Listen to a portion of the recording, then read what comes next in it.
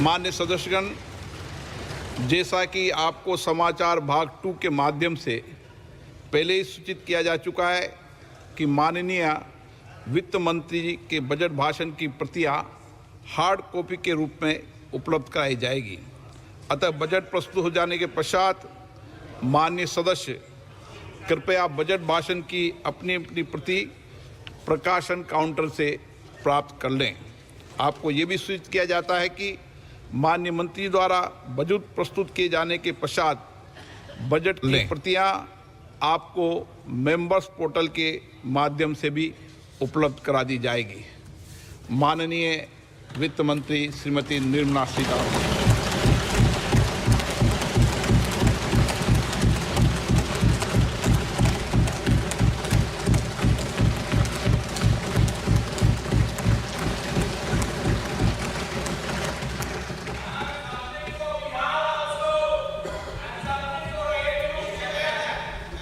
Honorable Speaker, I present the budget for 24-25. Introduction. The people of India have reposed their faith in the government led by Honorable Prime Minister Shri Narendra Modi and re-elected it for a historic third term under his leadership.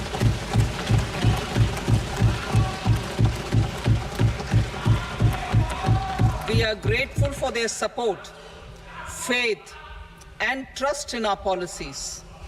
We are determined to ensure that all Indians, regardless of religion, caste, gender, and age, make substantial progress in realizing their life goals and aspirations. Global context.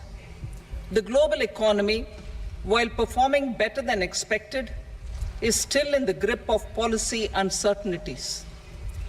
Elevated asset prices, political uncertainties, and shipping disruptions continue to pose significant downside risks for growth and upside risks to inflation. In this context, India's economic growth continues to be the shining exception and will remain so in the years ahead.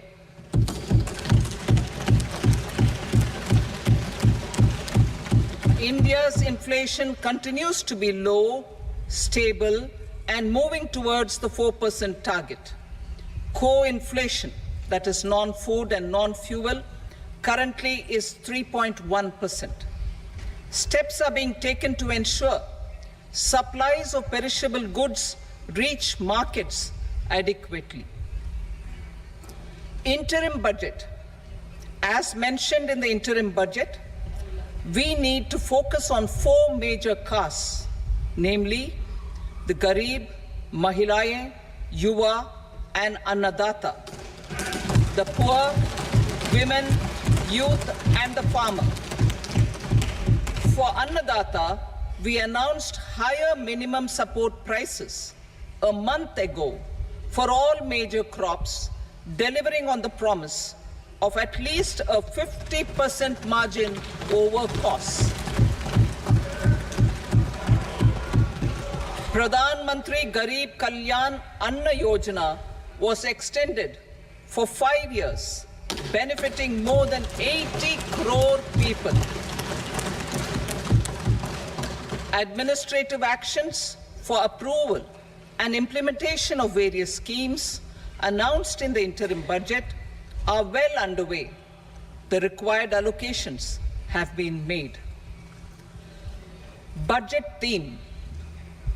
Turning attention to the full year and beyond in this budget, we particularly focus on employment, skilling, MSMEs, and the middle class.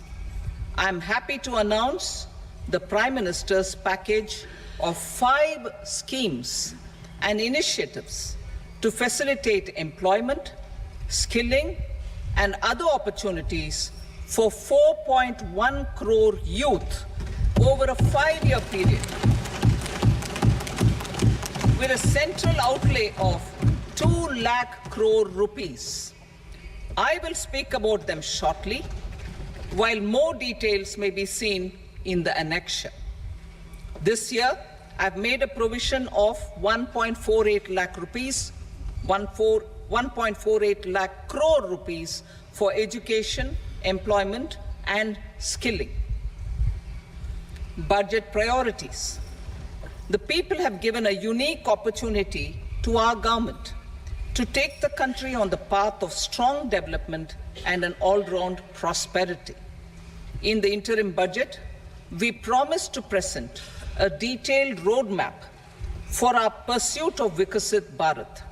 In line with the strategy set out in the interim budget, this budget envisages sustained efforts on the following 9 priorities for generating ample opportunities for all. Number 1, productivity and resilience in agriculture. Number 2, employment and skilling. Number 3, inclusive human resource development and social justice. 4, manufacturing and services. 5, urban development. 6, energy security. 7, infrastructure. 8, innovation, research and development. And 9, next generation reforms. Subsequent budgets will build on these and add more priorities and actions. A more detailed formulation will be carried out as part of the economic policy framework about which I will speak later in this speech.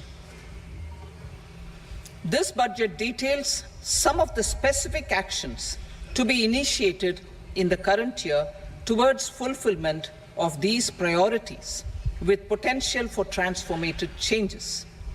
The budget also covers some of the previously made announcements with intent to strengthen them and step up their implementation for expediting our journey towards the goal of Vikasit Bharat. Priority 1, productivity and resilience in agriculture. Transforming agricultural research. Our government will undertake a comprehensive review of the agricultural research setup to bring the focus on raising productivity and developing climate-resilient varieties. Funding will be provided in challenge mode, including to the private sector.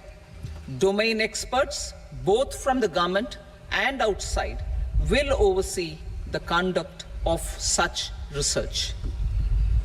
Release of new varieties. New 109 high-yielding and climate-resilient varieties of 32 field and horticultural crops will be released for cultivation by farmers. Natural farming. In the next 2 years, 1 crore farmers across the country will be initiated into natural farming, supported by certification and branding. Implementation will be through scientific institutions and willing gram panchayats. 10,000 need-based bio-input resource centers will be established. Missions for pulses and oil seeds. For achieving self-sufficiency in pulses and oil seeds, we will strengthen their production, storage, and marketing. As announced in the interim budget, a strategy is being put in place to achieve Atmanirbharta for oil seeds such as mustard, groundnut, sesame, soybean, and sunflower. Vegetable production and supply chains. Large-scale clusters for vegetable production will be developed closer to major consumption centers. We will promote farmer-producer organizations, cooperatives, and startups for vegetable supply chains, including for collection and storage and marketing. Digital public infrastructure for agriculture. Buoyed by the success of the pilot project, our government, in partnership with the states, will facilitate the implementation of the digital public infrastructure in agriculture for coverage of farmers and their lands in 3 years. During this year, digital crop survey for Kharif using the DPI will be taken up in 400 districts. The details of 6 crore farmers and their lands will be brought into the farmer and land registries. Further, the issuance of Jan Samarth based Kisan credit cards will be enabled in 5 states. Shrimp production and export. Financial support for setting up a network of nucleus breeding centers for shrimp brood stocks will be provided. Financing for shrimp farming, processing, and export will be facilitated through NABARD. National cooperation policy. Our government will bring out a national cooperation policy for systematic, orderly, and all-round development of the cooperative sector, fast-tracking growth of rural economy and generation of employment opportunities on a large scale will be the policy goal. This year, I have made a provision of 1.52 lakh crore rupees for agriculture and allied sectors.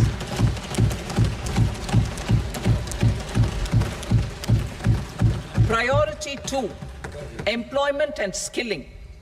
Employment-linked incentive.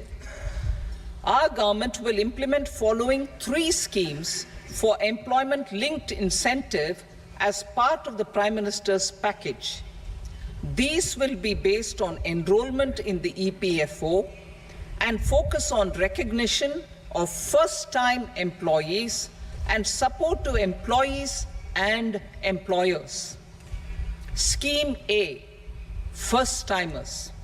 This scheme will provide 1 month wage to all persons newly entering the workforce in all formal sectors.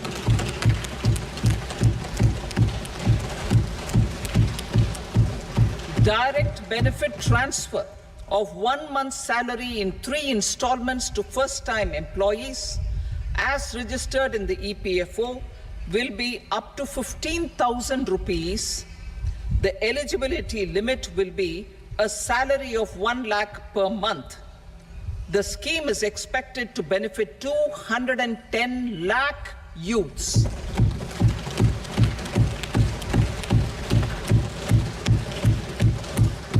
Scheme B, job creation in manufacturing. This scheme will incentivize additional employment in the manufacturing sector linked to the employment of first-time employees. An incentive will be provided at specified scale directly both to the employee and the employer with respect to their EPFO contribution in the first 4 years of employment. The scheme is expected to benefit 30 lakh youth entering employment and their employers.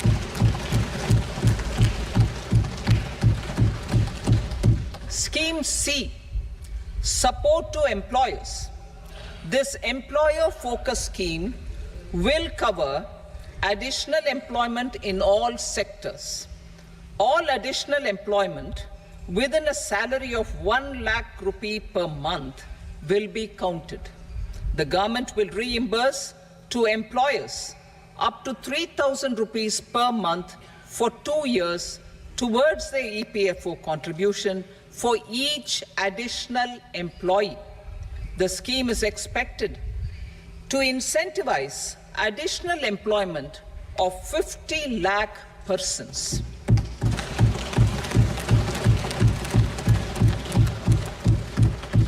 Participation of women in the workforce. We will facilitate higher participation of women in the workforce through setting up of working women hostels in collaboration with industry and establishing creches. In addition, the partnership will seek to organize women-specific skilling programs, and promotion of market access for women SHG enterprises. Skilling program. I'm happy to announce a new centrally sponsored scheme as the fourth scheme under the Prime Minister's package for skilling in collaboration with state governments and industry.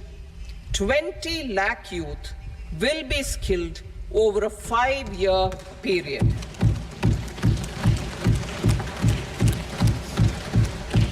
$1,000 industrial training institutes will be upgraded in hub and spoke arrangements with outcome orientation.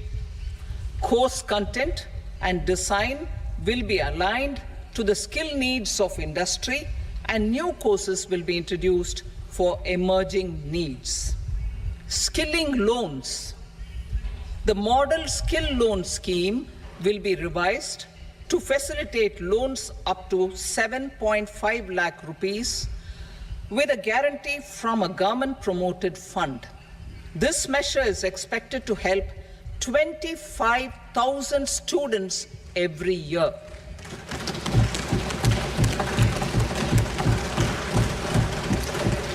Education loans. For helping our youth who have not been eligible for any benefit under government schemes and policies, I am happy to announce a financial support for loans up to 10 lakh rupees for higher education in domestic institutions.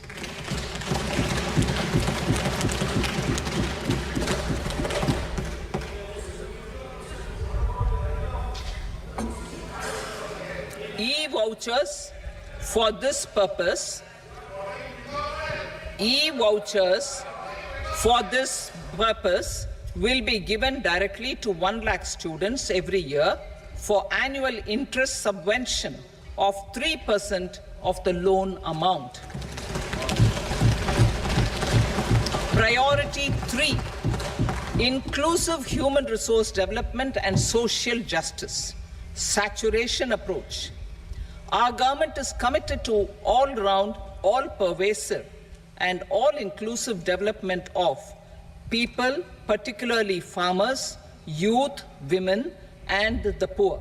For achieving social justice comprehensively, the saturation approach of covering all eligible people through various programs, including those for education and health, will be adopted to empower them by improving their capabilities.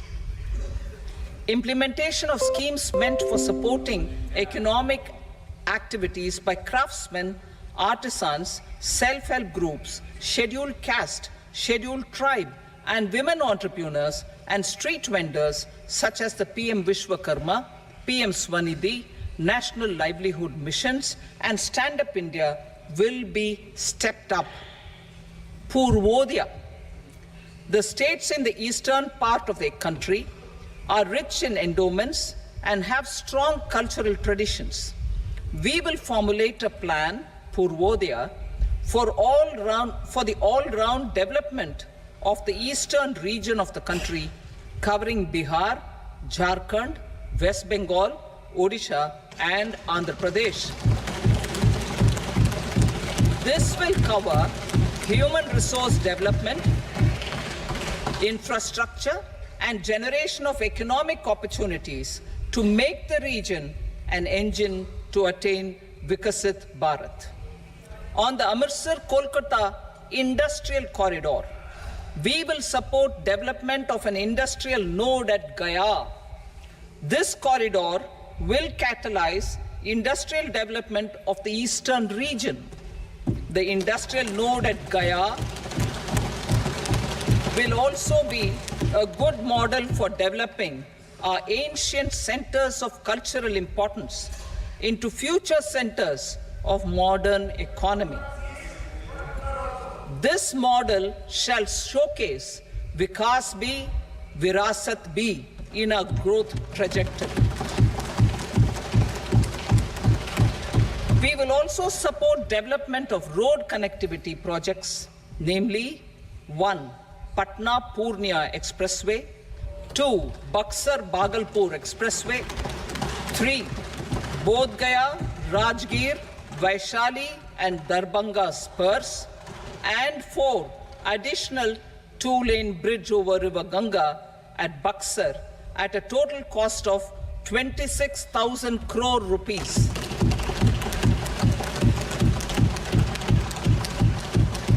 Power projects, including setting up of a new 2,400 megawatt power plant at Pir Painti, will be taken up at a cost of 21,400 crore rupees. New airports, medical colleges, and sports infrastructure in Bihar will be constructed. An additional allocation to support capital investments will be provided. The requests of Bihar government for external assistance from multilateral development banks will be expedited.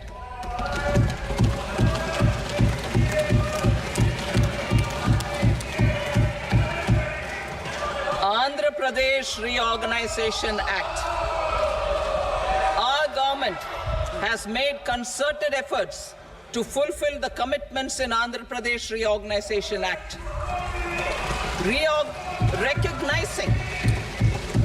Recognizing the state's need for the capital, recognizing the state's need for a capital, we will facilitate special financial support through multilateral development agencies. In the current financial year, 15,000 crore rupees will be arranged with additional amounts in future years.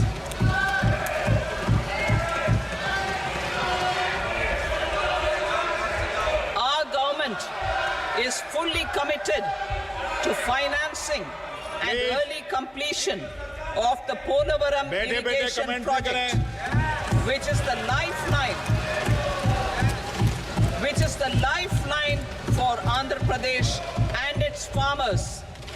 This will facilitate our country's food security as well. Under the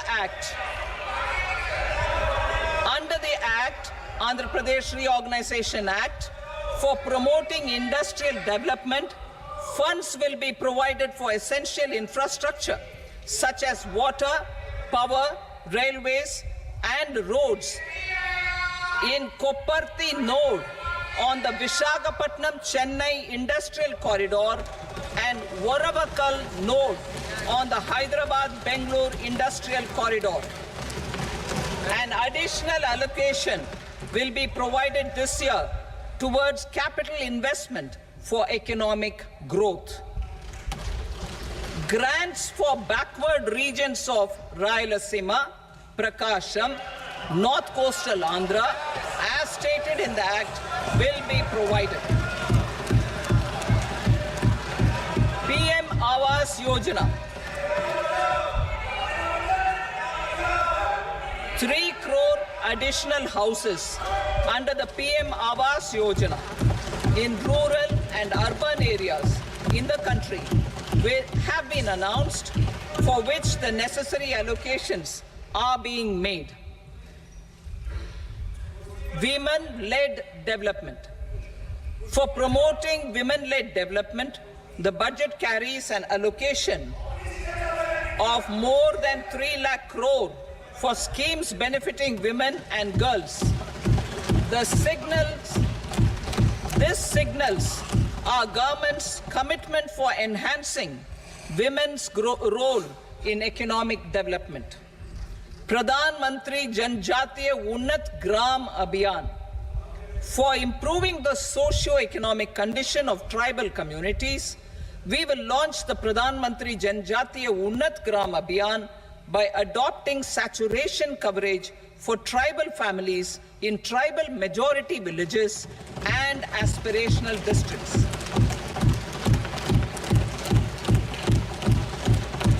This This will cover 63,000 villages, benefiting 5 crore tribal people. Bank branches in northeastern region. More than 100 branches of India Post Payment Bank will be set up in the northeast region to expand the banking services. This year, I have made a provision of 2.66 lakh crore rupees for rural development, including rural infrastructure. Priority 4, manufacturing and services, support for promotion of MSMEs. This budget provides special attention to MSMEs and manufacturing, particularly labor-intensive manufacturing. We have formulated a package covering financing, regulatory changes, and technology support for MSMEs to help them grow and also compete globally, as mentioned in the interim budget. I am happy to announce the following specific measures. Credit guarantee scheme for MSMEs in the manufacturing sector. For facilitating term loans to MSMEs for purchase of machinery and equipment without collateral or third-party guarantee, a credit guarantee scheme will be introduced. The scheme will operate on pooling of credit risks of such MSMEs. A separately constituted self-financing guarantee fund will provide to each applicant guarantee cover up to 100 crore rupees, while the loan amount may be larger. The borrower will have to provide an upfront guarantee fee and an annual guarantee fee on the reducing loan balance. New assessment model for MSME credit. Public sector banks will build their own in-house capability to assess MSMEs for credit instead of relying on external assessment. They will also take a lead in developing or getting developed a new credit assessment model based on the scoring of digital footprints of the MSMEs in the economy. This is expected to be a significant improvement over the traditional assessment of credit eligibility based only on asset or turnover criteria. That will also cover MSMEs without a formal accounting system. Credit support to MSMEs during stress period. I'm happy to announce a new mechanism for facilitating continuation of bank credit to MSMEs during their stress period while being in special mention account, SMA stage, for reasons beyond their control. MSMEs need credit to continue their business and to avoid getting into the NPA stage. Credit availability will be supported through a guarantee from a government-promoted fund. Mudra loans. The limit of Mudra loans will be enhanced to 20 lakh from the current 10 lakh for those entrepreneurs who have availed and successfully repaid previous loans under the Tarun category. Enhanced scope for mandatory onboarding in trades. For facilitating MSMEs to unlock their working capital by converting their trade receivables into cash, I propose to reduce the turnover threshold of buyers for mandatory onboarding on the trades platform from rupees 500 crore to 250 crore rupees.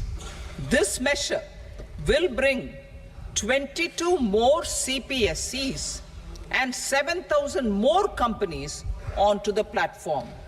Medium enterprises will also be included in the scope of the suppliers. SIDBI branches in MSME clusters. SIDBI will open new branches to expand its reach to serve all major MSME clusters within 3 years and provide direct credit to them. With the opening of 24 such branches this year, the service coverage will expand to 168 out of 242 major clusters. MSME units for food irradiation, quality and safety testing. Financial support for setting up of 50 multi-product food irradiation units in the MSME sector will be provided. Setting up of 100 food quality and safety testing labs with NABL accreditation will be facilitated. E-commerce export hubs.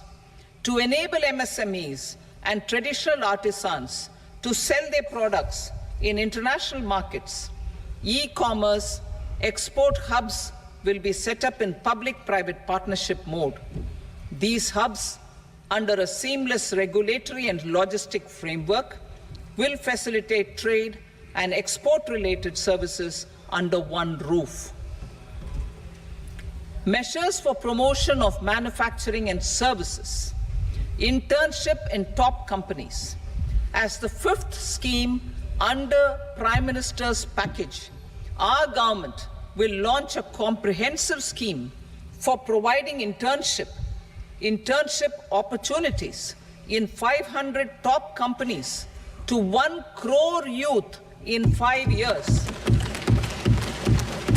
They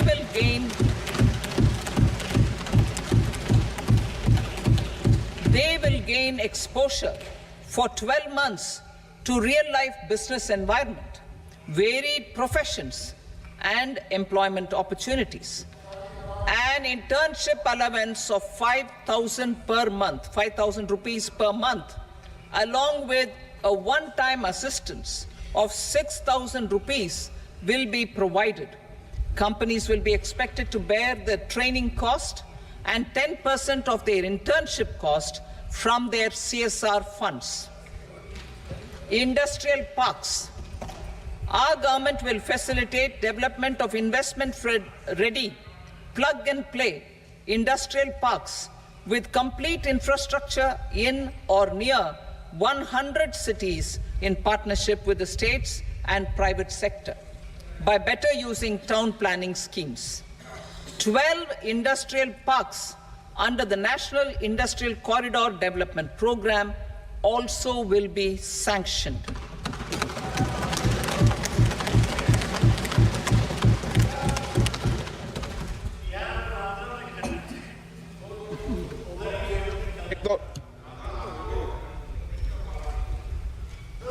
Veggie paper, no.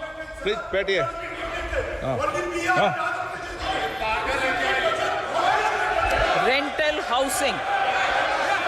Rental housing with dormitory type accommodation for industrial workers will be, just 1 minute. Rental housing, I repeat, rental housing with dormitory type accommodation for industrial workers will be facilitated in PPP mode with VGF support and commitment from anchor industries. Shipping industry, ownership, leasing and flagging reforms will be implemented to improve the share of Indian shipping industry and generate more employment. Critical mineral mission. We will set up a critical mineral mission for domestic production, recycling of critical minerals and overseas acquisition of critical mineral assets. Its mandate will include technology development, skilled workforce, extended producer responsibility framework, and a suitable financing mechanism.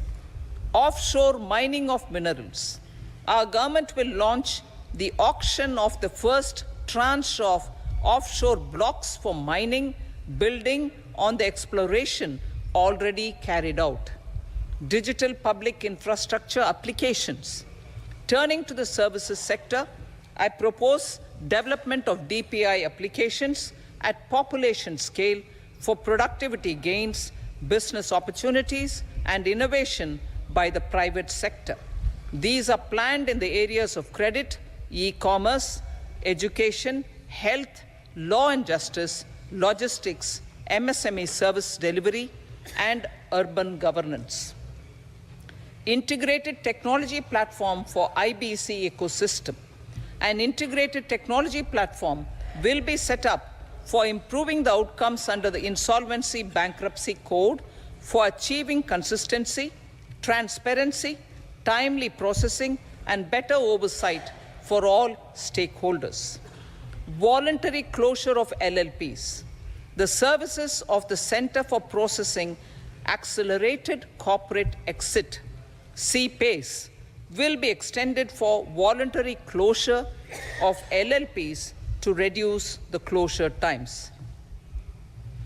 National Company Law Tribunals.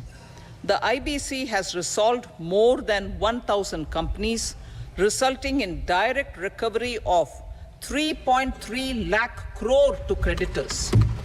3.3 lakh crore rupees to creditors. In addition, 28,000 cases involving over 10 lakh crore rupees have been disposed of even prior to admission. Appropriate changes to the IBC, reforms and strengthening of the tribunal and appellate tribunals will be initiated to speed up insolvency resolution. Additional tribunals will be established. Out of those, some will be notified to decide cases exclusively under the Companies Act. Debt recovery. Steps for reforming and strengthening debt recovery tribunals will be taken. Additional tribunals will be established to speed up recovery. Priority 5, urban development. Cities as growth hubs. Working with states, our government will facilitate development of cities as growth hubs.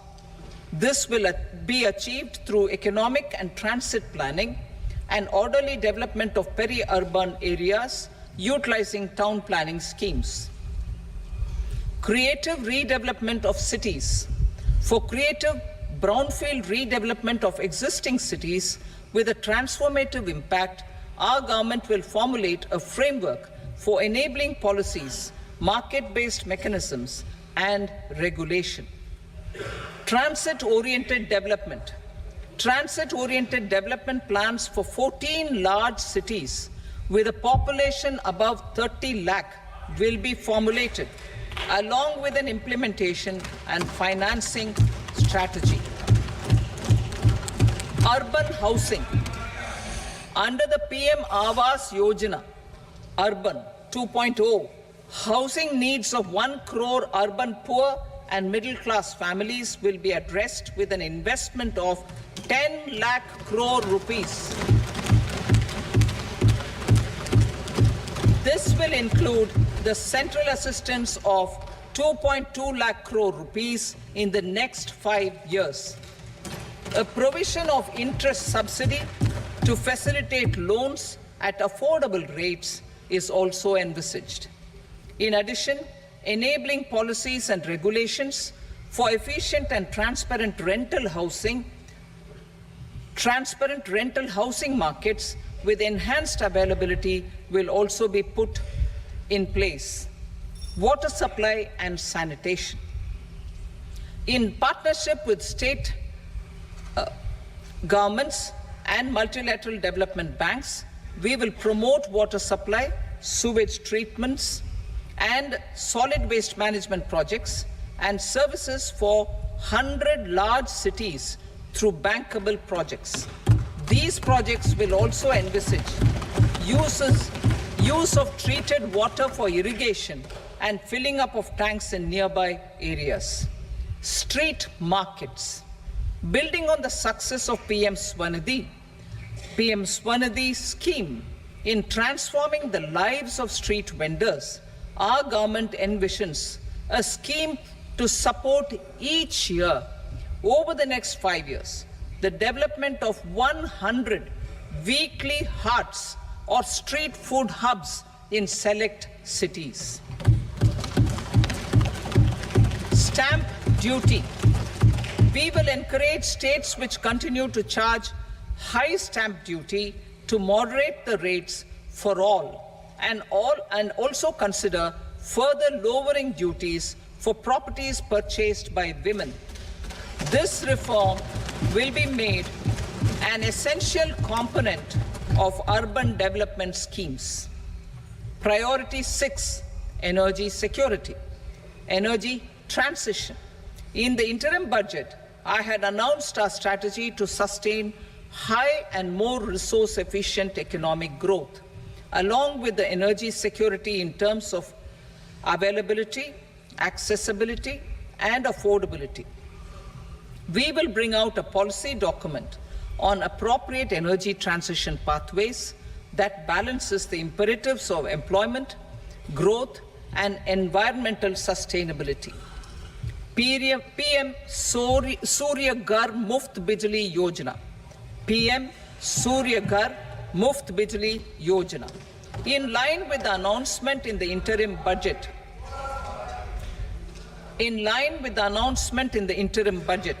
PM Surya Ghar Muft Bijli Yojana has been launched to install rooftop solar plants to enable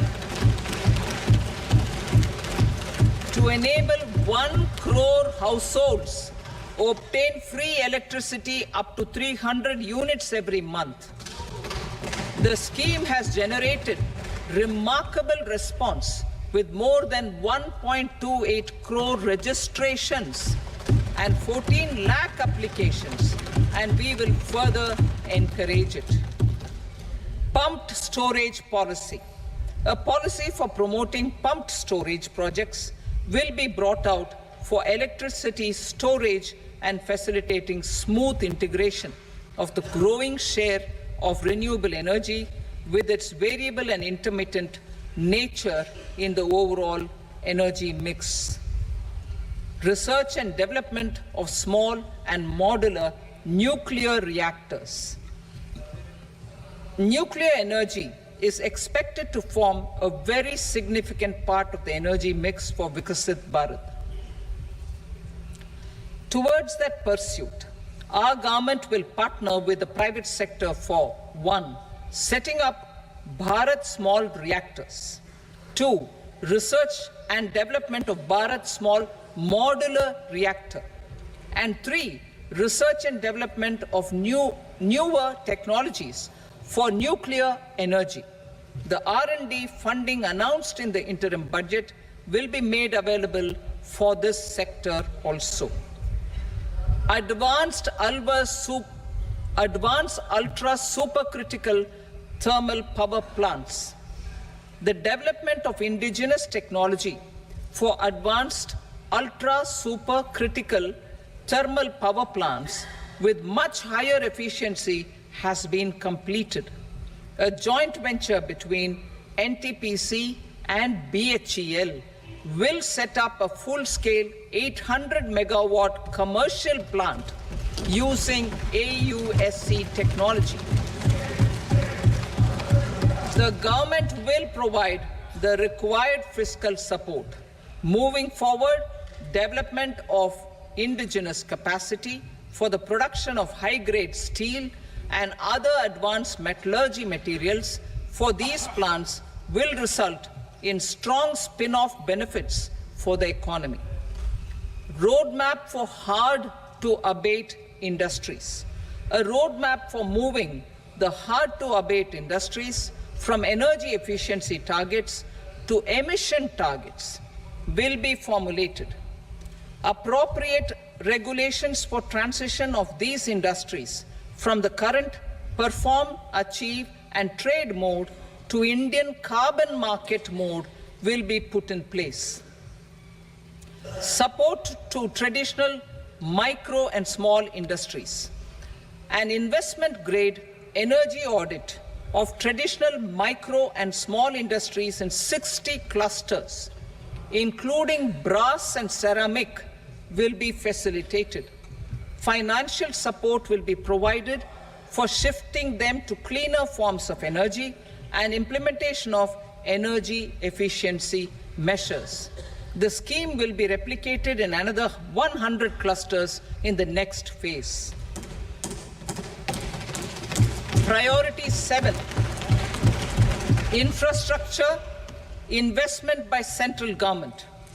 Significant investment the central government has made over the years in building and improving infrastructure has had a strong multiplier effect on the economy.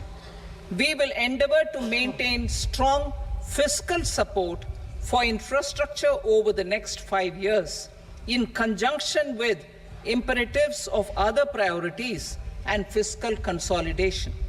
This year, I have provided 11,11,111 crore rupees for capital expenditure. This would be 3.4% of our GDP. Infrastructure investment by state governments. We will encourage states to provide support of similar scale for infrastructure, subject to their development priorities. A provision of 1.5 lakh crore rupees for long-term interest-free loans have been made this year also to support the states in their resource allocation. Private investment in infrastructure. Investment in infrastructure by private sector will be promoted through viability gap funding and enabling policies and regulations. A market-based financing framework will be brought out.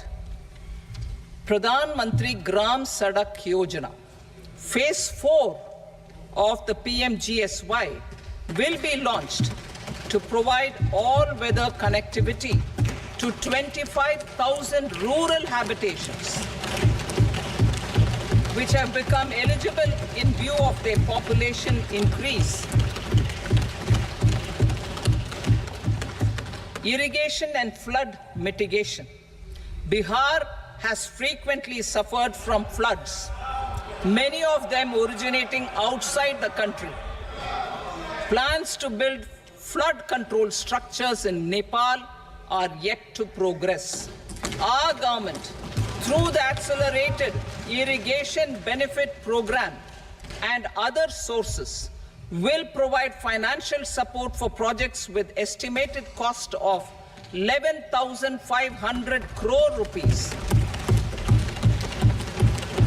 such as the Kosi-Michi intra-state link and 20 other ongoing and new schemes, including barrages, river pollution abatement, and irrigation projects. In addition, survey and investigation of Kosi-related flood mitigation and irrigation projects will be undertaken.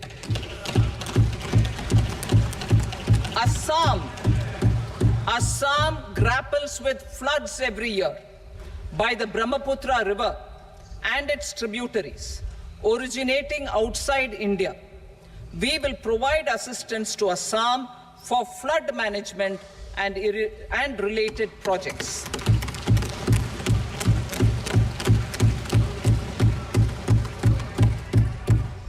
Himachal Pradesh suffered extensive losses due to floods last year. Our government will provide assistance to the state for reconstruction and rehabilitation through multilateral development assistance.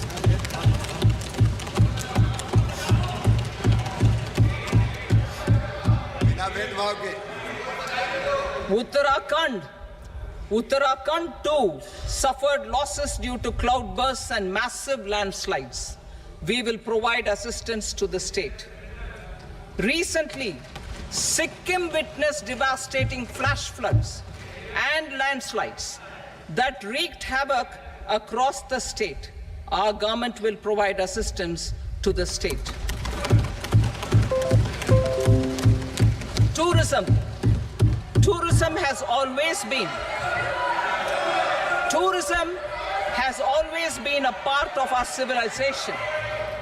Our efforts in positioning India as a global tourist destination will also create jobs, stimulate investments, and unlock economic opportunities for other sectors. In addition to the measures outlined in the interim budget, I propose the following measures. Vishnupad Temple at Gaya and Mahabodhi temple at Bodh Gaya in Bihar are of immense spiritual significance. Comprehensive development of Vishnupad temple corridor and Mahabodhi temple corridor will be supported, modeled on the successful Kashi Vishwanath temple corridor to transform them into world-class pilgrim and tourist destinations. Rajgir holds immense religious significance for Hindus, Buddhists and Jains. The 20th Tirthankara Muniswarata temple in the Jain temple complex is ancient. The Saptarishi or the 7 hot springs form a warm water Brahmkund that is sacred. A comprehensive development initiative for Rajgir will be undertaken. Our government will support the development of Nalanda as a tourist center, besides reviving Nalanda University to its glorious stature. Odisha's scenic beauty, temples, monuments, craftsmanship, wildlife sanctuaries, natural landscapes, and pristine beaches make it an ultimate tourism destination. Our government will provide assistance for their development to Odisha as well. Priority 8, innovation, research and development. We will operationalize the Anusandhan National Research Fund for basic research and prototype development. Further, we will set up a mechanism for spurring private sector-driven research and innovation at commercial scale with a financing pool of 1 lakh crore rupees in line with the announcement in the interim budget. Space economy.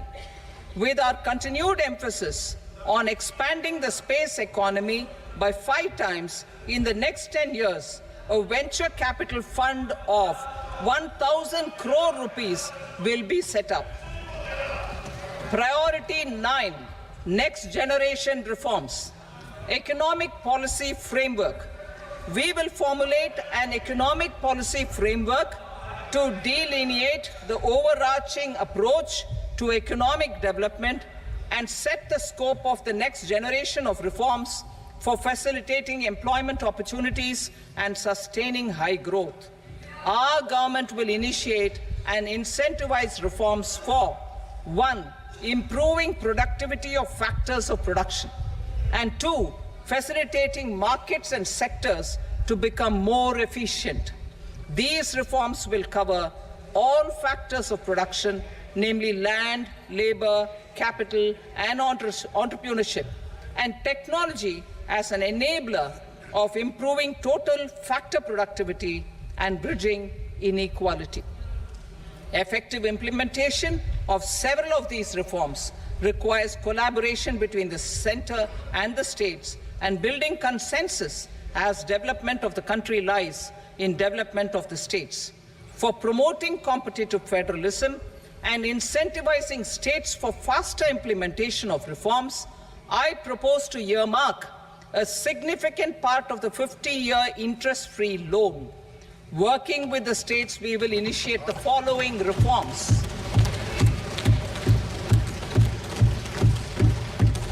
Land-related reforms and actions, both in the rural and urban areas, will cover land administration, will cover 1. Land administration, planning and management, and 2.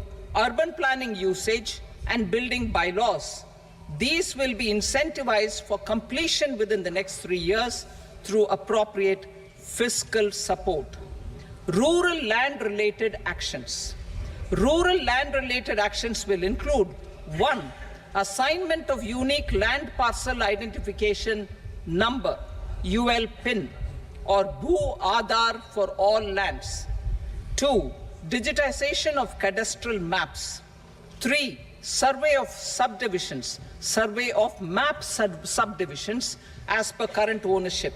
4, establishment of land registry. And 5, linking to the farmers registry. These actions will also facilitate credit flow and other agricultural services. Urban land-related actions. Land records in urban areas will be digitized with GIS mapping.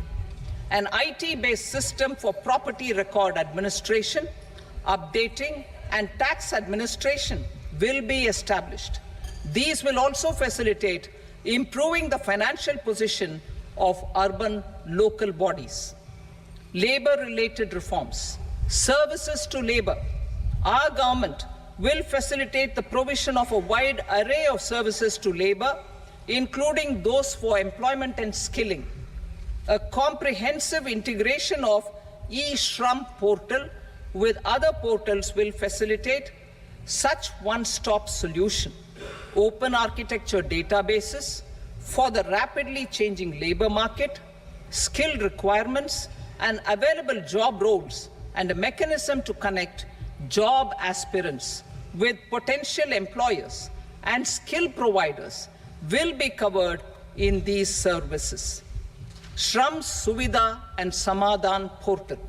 Shram Suvidha and Samadhan portal will be revamped to enhance ease of compliance for industry and trade. Capital and entrepreneurship related reforms, financial sector vision and strategy.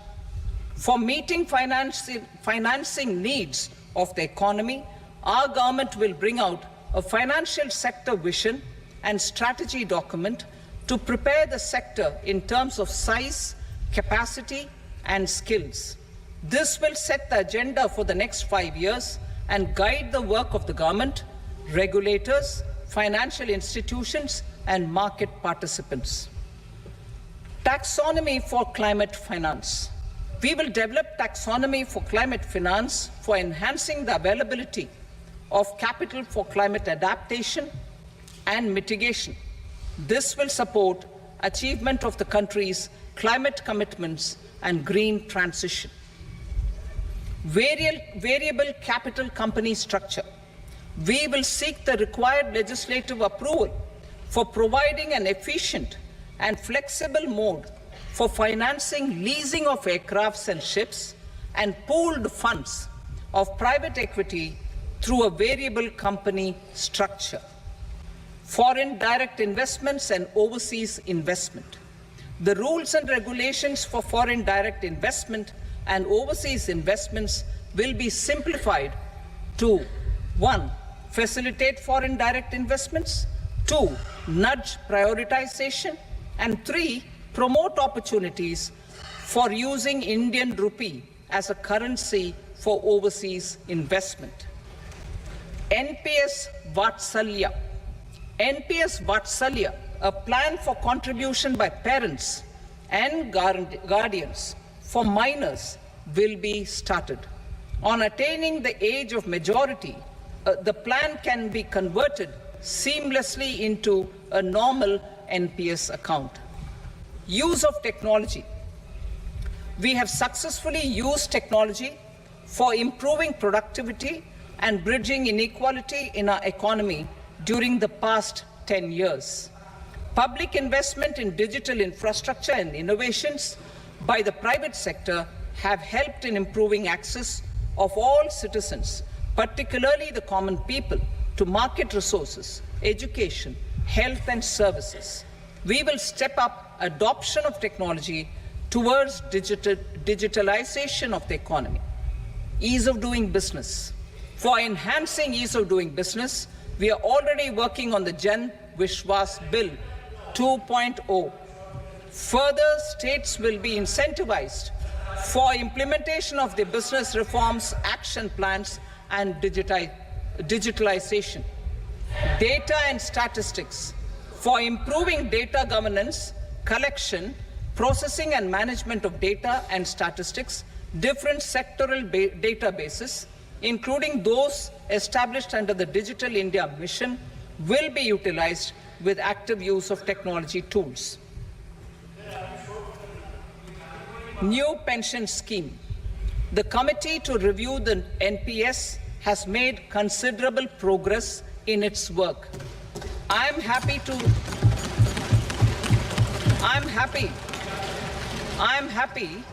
that the staff side of the National Council of the Joint Consultative Machinery for Central Government Employees has taken a constructive approach. A solution will be evolved which addresses the relevant issues while maintaining fiscal prudence to protect the common citizens. Budget estimates for 24-25. For the year 24-25, total receipts other than borrowings and the total expenditure are estimated at 32.07 lakh crore rupees and 48.21 lakh crore rupees respectively. The net tax receipts are estimated at 25.83 lakh crore rupees. The fiscal deficit is estimated at 4.9% of the GDP. The gross and the net market borrowings through dated securities during 24-25 are estimated at 14.01 lakh crore rupees and 11.63 lakh crore rupees respectively. Both will be less than that in 23-24. The fiscal consolidation path announced by me in 2021 has served our economy very well, and we aim to reach the deficit below 4.5% next year. The government is committed to staying the course. From 2026-27 onwards, our endeavor will be to keep the fiscal deficit each year such that the central government's debt will be on a declining path as percentage of GDP. I will now move to Part B.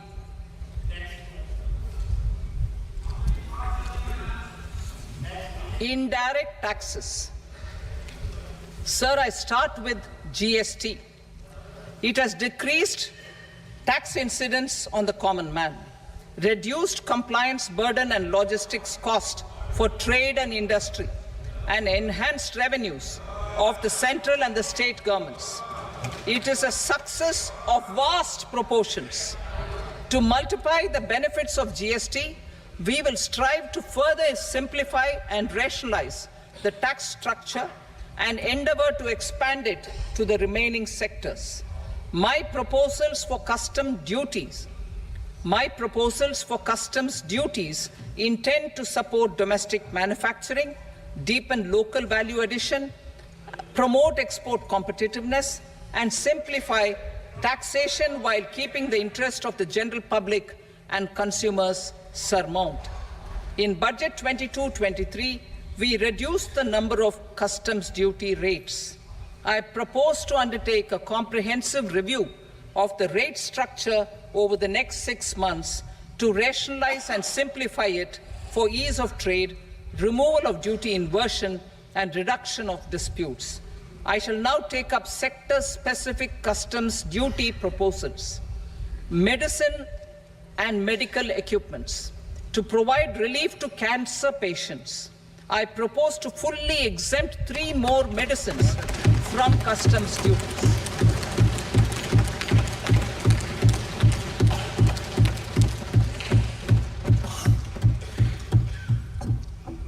I also propose changes in the BCD on X-ray tubes and flat panel detectors for use in medical X-ray machines under the phased manufacturing program so as to synchronize them with the domestic capacity addition. Mobile phone and related parts. With a 3-fold increase in domestic production and almost a 100-fold jump in exports of mobile phones over the last 6 years, the Indian mobile industry has matured. In the interest of consumers, I now propose to reduce the BCD on mobile phone, mobile PCBA, and mobile charger to 15%. Critical minerals. Minerals such as lithium, copper, cobalt, and rare earth elements are critical for sectors like nuclear energy, renewable energy, space, defense, telecommunications, and high-tech electronics. I propose to fully exempt customs duties on 25 critical minerals and reduce BCD on 2 of them.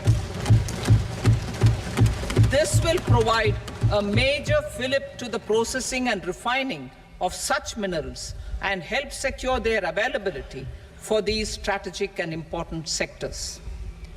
Solar energy. Energy transition is critical in the fight against climate change. To support energy transition, I propose to expand the list of exempted capital goods for use in the manufacture of solar cells and panels in the country. Further, in view of sufficient domestic manufacturing capacity of solar gas, glass, and tinned copper interconnect, I propose not to extend the exemption of custom duties provided to them.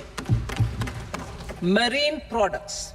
India's seafood exports in the last financial year touched an all-time high of more than 60,000 crores of rupees. Frozen shrimp accounted for about 2/3 of these exports. To enhance their competitiveness, I propose to reduce BCD on certain broodstock, polychaete worms, shrimp, and fish feed to 5%. I also propose to exempt customs duty on various inputs for manufacture of shrimp and fish feed. Leather and textile. Similarly, to enhance the competitiveness of exports in the leather and textile sectors, I propose to reduce BCD on real down-filling material from duck or goose. I am also making additions to the list of exempted goods for manufacture of leather and textile garments, footwear, and other leather articles for export.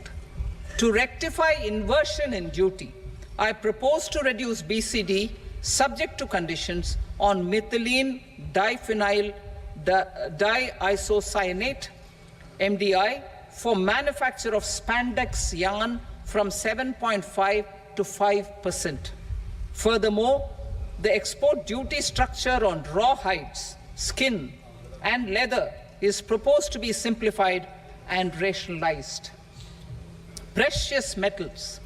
To enhance domestic value addition in gold and precious metal jewelry in the country, I propose to reduce customs duties on gold and silver to 6% and that of platinum to 6.4%. Other metals. Steel and copper are important raw materials. To reduce their cost of production, I propose to remove the BCD on ferronickel and blister copper. I am also continuing with nil BCD on ferrous scrap and nickel cathode and concessional BCD of 2.5% on copper scrap. Electronics. To increase value addition in the domestic electronics industry, I propose to remove the BCD subject to conditions on oxygen-free copper for manufacture of resistors. I also propose to exempt certain parts for manufacture of connectors. Chemicals and petrochemicals. To support existing and new capacities in the pipeline, I propose to increase the BCD on ammonium nitrate from 7.5% to 10%. Plastics. PVC flex banners are non-biodegradable and hazardous for environment and health. To curb their imports, I propose to raise the BCD on them from 10 to 25%. Telecommunication equipment. To incentivize domestic manufacturing, I propose to increase the BCD from 10 to 15% on PCBA of specified telecom equipment. Trade facilitation. To promote domestic aviation and boat and ship MRO, I propose to extend the period for export of goods imported for repairs from 6 months to 1 year. I'll read that again. To promote domestic aviation and boat and ship maintenance, repair and operations, I propose to extend the period for export of goods imported for repairs from 6 months to 1 year. In the same vein, I propose to extend the time limit for re-import of goods for repairs under warranty from 3 to 5 years. I now move to direct taxes. We will continue our efforts to simplify taxes, improve taxpayer services, provide tax certainty, and reduce litigation while enhancing revenues for funding the development and welfare schemes of the government. It has been our endeavor to simplify taxation. We have taken a number of measures in the last few years, including introduction of simplified tax regimes without exemptions and deductions for corporate tax and for personal income tax. This has been appreciated by taxpayers. 58% of corporate tax came from the simplified tax regime in the financial year 22-23. Similarly, as per data available till now, for the last fiscal, more than 2/3 have availed the new personal income tax regime. Comprehensive review of the Income Tax Act. I am now announcing a comprehensive review of the Income Tax Act 1961. The purpose is to make the Act concise, lucid, easy to read and understand. This will reduce disputes and litigation, thereby providing tax certainty to the taxpayers. I will also bring down the demand embroiled in litigation. It is proposed to be completed in 6 months. A beginning is being made in the finance bill by simplifying the tax regime for charities, tedious rate structures, provisions of reassessment and such provisions, and capital gains taxation. Simplification for charities and tedious. Two tax exemption regimes. The two tax exemption regimes for charities are proposed to be merged into one. The 5% tedious rate on many payments is being merged into the 2% tedious rate, and the 20% tedious rate on repurchase of units by mutual funds or UTI is being withdrawn. Tedious rate on e-commerce operators is proposed to be reduced from 1 to 0.1%.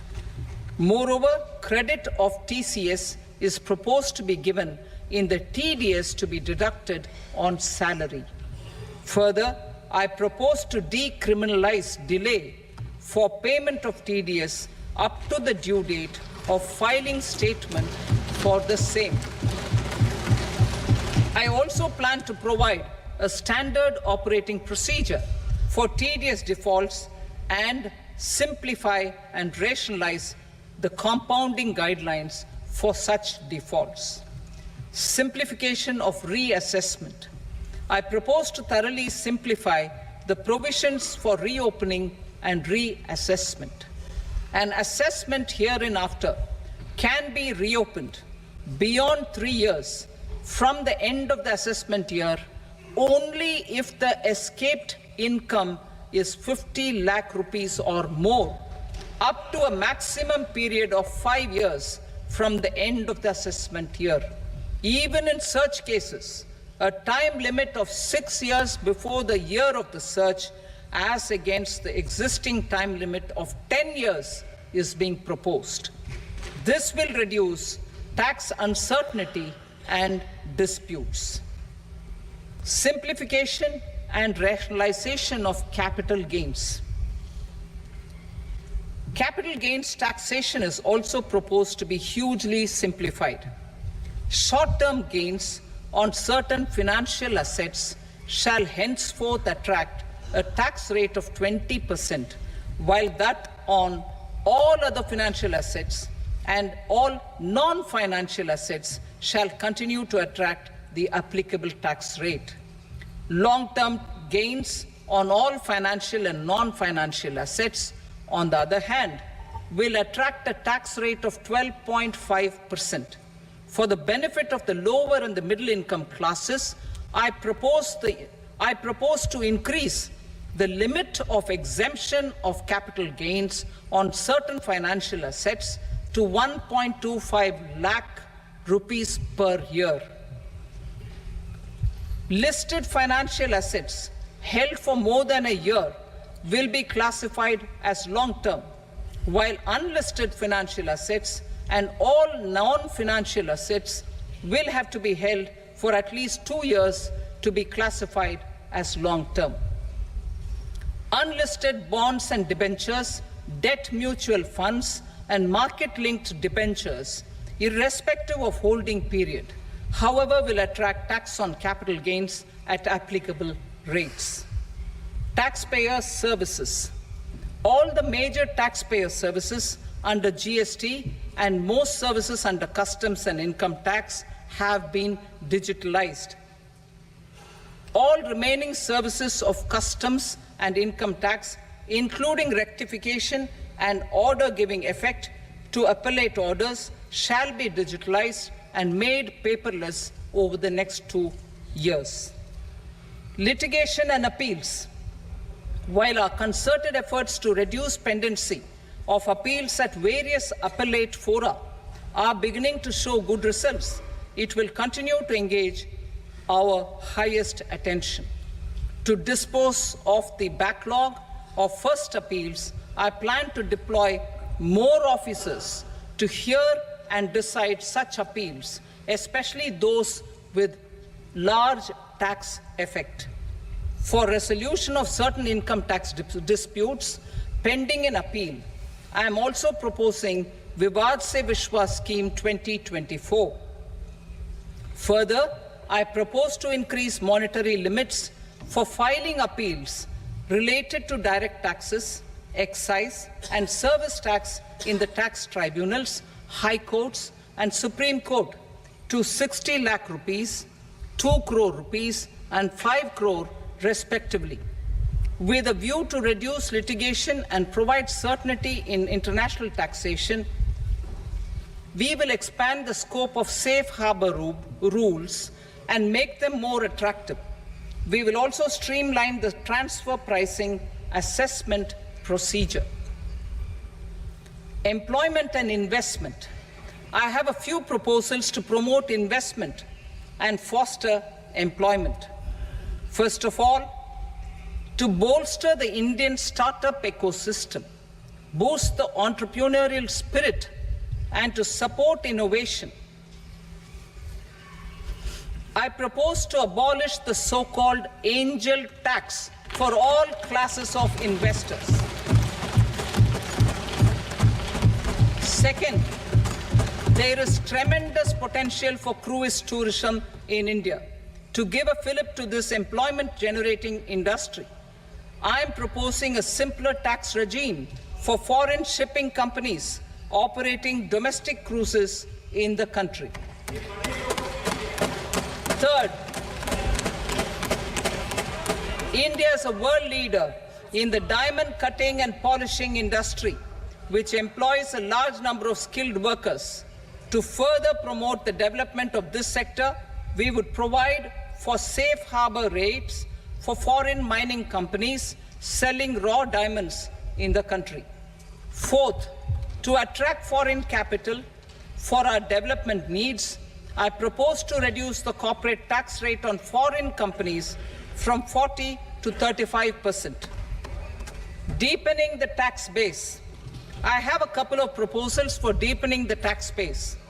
First, security transaction tax on futures and options of securities is proposed to be increased to 0.02% and 0.1% respectively. Second, for reasons of equity, I propose to tax income received on buyback of shares in the hands of recipients. Other proposals: to improve social security benefits, deduction of expenditure by employers towards NPS is proposed to be increased from 10 to 14% of the employee's salary. Similarly, deduction of this expenditure up to 14% of salary from the income of employees in private sector, public sector banks and undertakings opting for the new tax regime is proposed to be provided. Indian professionals working in multinationals get ESOPs and invest in social security schemes and other movable assets abroad. Non-reporting of such small foreign assets has penal consequences under the Black Money Act. Such non-reporting of movable assets up to 20 lakh rupees is proposed to be depenalized. Other major proposals in the finance bill relate to withdrawal of equalization levy of 2%, expansion of tax benefits to certain funds and entities in IFSCs, and immunity from penalty and prosecution to Benamidar on full and true disclosure so as to improve conviction under the Benami Transaction Prohibition Act 1988. Personal income tax. Coming to personal income tax rates, I have two announcements to make for those opting for the new tax regime. First, the standard deduction for salaried employees is proposed to be increased from 50,000 to 75,000 rupees.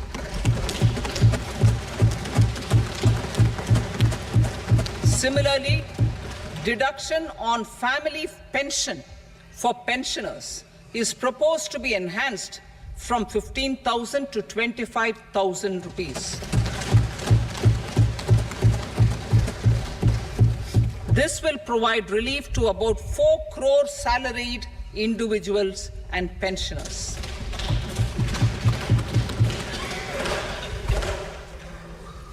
Second, in the new tax regime, the tax rate structure is proposed to be revised as follows: 0 to 3 lakh rupees, nil; 3 to 7 lakh rupees, 5%; 7 to 10 lakh rupees, 10%; 10 to 12 lakh rupees, 15%; 12 to 15 lakh rupees, 20%; and above 15 lakh rupees, 30%. As a result of these changes, a salaried employee in the new tax regime stands to save up to 17,500 rupees in income tax.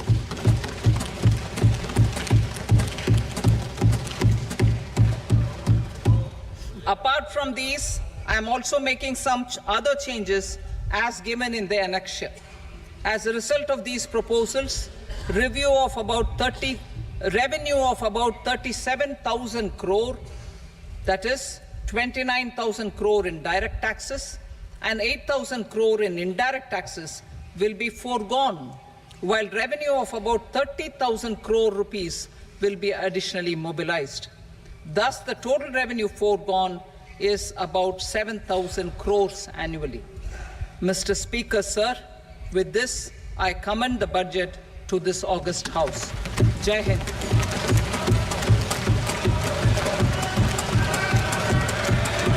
Item number 2. Item number 2.